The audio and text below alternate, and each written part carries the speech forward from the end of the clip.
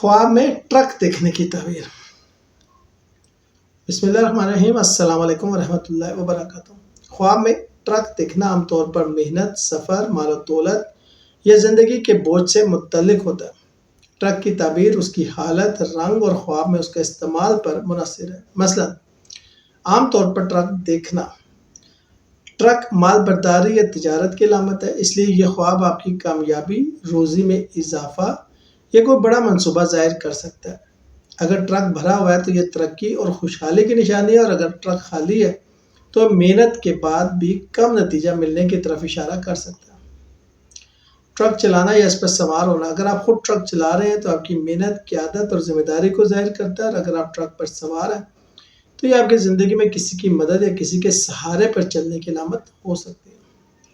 Truck کا حادثہ دیکھنا، اگر خواب میں ٹرک کا ایکسیڈنٹ دیکھا جائے تو یہ ناکامی، مالی نقصان یا کسی بڑی رکاوٹ کی طرف اشارہ کر سکتا ہے۔ اگر حادثے میں آپ زخمی ہوئے ہیں تو صحت یا جذباتی طور پر تکلیف پہنچنے کی علامت ہے۔ اگر آپ نے حادثہ دیکھا مگر اس میں کوئی نقصان نہیں پہنچا تو ظاہر کرتا ہے کہ آپ مشکل حالات سے محفوظ رہیں گے۔